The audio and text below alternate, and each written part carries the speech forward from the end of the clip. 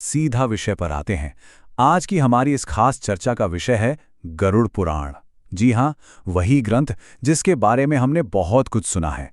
इस विश्लेषण में हम समझेंगे कि साक्षात भगवान विष्णु और उनके वाहन गरुड़ के बीच हुए इस अद्भुत संवाद में आखिर ऐसा क्या है जो सदियों से हमारे मन में कौतूहल जगाता आ रहा है।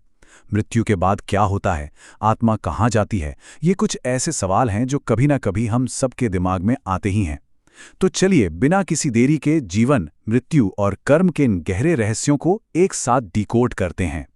इस पूरी यात्रा को समझने के लिए सबसे पहले गरुड़ पुराण के इस सबसे महत्वपूर्ण सिद्धांत को समझना होगा। मृत्यु केवल शरीर का अंत है, आत्मा का नहीं। अक्सर हम मौत शब्द सुनकर ही डर जाते हैं ना। ऐसा लगता है जैसे सब कुछ खत्म हो गया। लेकिन असल में इस ग्रंथ के अनुसार ये कोई भयानक अंत नहीं है, बल्कि सिर्फ एक बदलाव है, एक ट्रांजिशन। जैसे ही शरीर की उम्र पूरी होती है, आत्मा बस उसे छोड़कर एक बिल्कुल नई यात्रा पर निकल पड़ती है। मतलब जिसे हम अंत समझते हैं वो असल में एक नई शुरुआत है। अब यहाँ एक बहुत दिलचस्प बात सामने आती है। समाज में गरुड़ पुराण को लेकर एक बहुत बड़ी गलतफहमी है। ज्यादातर लोग इसे सिर्फ एक डरावनी किताब मानते हैं कि बस इसमें नरक, खौफनाक सजा और डराने वाली बातें ही लिखी हैं। लेकिन सच बताऊं, जब हम इस ग्रंथ की गहराई में जाते हैं तो तस्वीर बिल्कुल उलट नजर आती है। ये डराने के लिए नहीं, बल्कि हमें सही रास्ता दिखाने के लिए है। ये एक ऐसा गहरा आध्यात्मिक मार्गदर्शक है जो हमें याद दिलाता है कि हमारा आज का हर एक कर्म हमारे आने वाले कल को कैसे बनाता है। तो सवाल उठता है कि जब जीवन का अंतिम समय करीब आता है, तब असल में होता क्या है। गरुड़ पुराण बताता है कि मृत्यु से ठीक पहले कुछ बहुत ही स्पष्ट संकेत मिलने लगते हैं। जैसे शरीर की इंद्रियां धीरे धीरे काम करना कम कर देती हैं, मन में एक अजीब सी बेचैनी होने लगती है और दुनियादारी, पैसे, रिश्तों से जो हमारा मोह है ना, वो टूटने लगता है। और सबसे बड़ी बात, कहते हैं कि आखिरी पलों में इंसान को अपने पूरे जीवन की एक झलक दिखाई देती है, बिल्कुल किसी फिल्म के फ्लैशबैक की तरह। उस पल अच्छे कर्म करने वालों को एक भारी सुकून मिलता है, जबकि बुरे कर्म करने वालों के मन में डर बैठ जाता है। अब देखिए, कर्मों का ये असर मृत्यु के तुरंत बाद कैसे दिखता है, ये बहुत ही साफ तरीके से बताया गया है। जैसे ही आत्मा शरीर छोड़ती है, उसका पहला अनुभव पूरी तरह से इसी बात पर टिका होता है कि उसने धरती पर जीवन कैसे जिया। जो धर्मात्मा हैं, जिन्होंने हमेशा अच्छे काम किए हैं, उनका स्वागत करने दिव्य दूत आते हैं। उनके लिए ये सफ़र बहुत शांत और कम कष्टदायक होता है। लेकिन दूसरी तरफ जिन्होंने जीवन भर पाप किए हैं, उन्हें लेने भयानक यमदूत आते हैं। उन्हें उस समय भारी डर और पीड़ा से गुजरना पड़ता है। मतलब हमारे आज के कर्म हमारे मृत्यु के ठीक बाद के अनुभव की पूरी स्क्रिप्ट लिख रहे होते हैं।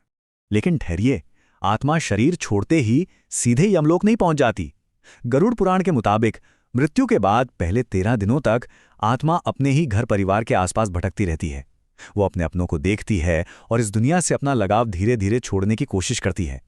यही वजह है कि हमारे यहाँ 13वीं के संस्कार को इतना अहम माना गया है। घर वालों की तरफ से किए जाने वाले श्राद्ध, पिंडदान और प्रार्थनाएं, ये कोई मामूली रस्में नहीं हैं। ये असल में उस आत्मा की मदद करते हैं ताकि वो शांति से इस दुनिया का मोह छोड़ सके और आगे बढ़ सके। और फिर 13 दिन बाद शुरू होती है यमलोक की असली यात्रा। यहां फिर से कर्मों का वो सीधा हिसाब देखने को मिलता है। जो पुण्यात्मा है, जिन्होंने अच्छे काम किए हैं, उनके लिए ये रास्ता किसी सुखद आध्यात्मिक सफर की तरह बहुत ही आसान होता है। लेकिन जिन लोगों ने जीवन भर सिर्फ गलत काम किए, उनके लिए यह सफर बहुत ही मुश्किल और लंबा हो जाता है। उन्हें रास्ते में भयंकर भूख, प्यास और न जाने कितनी बाधाओं का सामना करना पड़ता है। ये सब इस बात का सबूत है कि हम भले ही इस दुनिया से चले जाएं, लेकिन हमारे कर्म साए की तरह हमारा पीछा करते रहते हैं। खैर, इस रास्ते को पार करने के बाद आत्मा आखिरकार यमलोक पहुंचती है और यहाँ की जो न्याय व्यवस्था है वो बिल्कुल अचूक है। यमलोक में आत्मा का सामना भगवान चित्रगुप्त से होता है। चित्रगुप्त जी, जिन्हें हम सबका हिसाब रखने वाला देवता मानते हैं, वो आत्मा के हर छोटे बड़े, अच्छे बुरे कर्म का पूरा बही खाता सामने खोलकर रख देते हैं, बिल्कुल सटीक, बिना किसी गलती के। और बस इसी ईश्वरीय न्याय और कर्मों के हिसाब से यह तय होता है कि अब इस आत्मा को स्वर्ग का सुख मिलेगा, नरक जाना होगा या फिर पुनर्जन्म लेकर वापस धरती पर आना होगा। अब अगर किसी के बुरे कर्मों का पलड़ा भारी हो तो गरुड़ पुराण में नरक का भी बहुत विस्तार से जिक्र मिलता है। वहां झूठ बोलने, चोरी करने या बिना वजह दूसरों को तकलीफ देने जैसे हर एक पाप के लिए अलग अलग और कठोर सजा तय की गई है। लेकिन यहां एक बात समझना बहुत जरूरी है। इन सजाओं के बारे में बताने का असली मकसद बदला लेना नहीं है, बल्कि इसे एक चेतावनी या डिटरेंट की तरह बताया गया है। इसका सीधा सा मतलब ये है कि हम इंसान इन नतीजों के बारे में जाने, डरे नहीं बल्कि जागरूक हों, ताकि हम गलत रास्ते पर जाने से बचें और हमेशा नैतिकता के रास्ते पर चलें। दूसरी तरफ अगर हम अच्छे कर्मों के नतीजे की बात करें तो स्वर्ग का नज़ारा बहुत ही खूबसूरत है। स्वर्ग को एक ऐसी जगह बताया गया है जहां सिर्फ और सिर्फ सुख, शांति और आनंद है, कोई दुख नहीं। लेकिन हाँ, ये जगह सबके लिए नहीं है। ये विशेष स्थान सिर्फ उन लोगों के लिए रिजर्व्ड है जिन्होंने जीवन भर सच्चाई का साथ दिया, दूसरों पर दया की और निस्वार्थ भाव से सेवा की। कह सकते हैं कि एक अच्छा और सच्चा जीवन जीने का यह सबसे बेहतरीन ईश्वरीय इनाम है। लेकिन रुकिए, गरुड़ पुराण का सबसे बड़ा और चौंकाने वाला सच तो इस एक लाइन में छिपा है। ना तो स्वर्ग और ना ही नरक स्थायी हैं। जी हां, आपने बिल्कुल सही सुना। ये बहुत ही गहरी बात है। इसका सीधा मतलब यह है कि चाहे किसी ने बहुत अच्छे काम करके स्वर्ग पा लिया हो या बुरे कामों की वजह से नरक में हो, दोनों ही जगहें हमेशा के लिए नहीं है।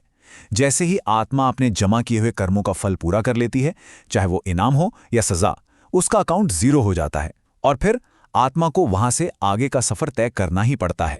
तो स्वर्ग या नरक का समय खत्म होने के बाद क्या होता है?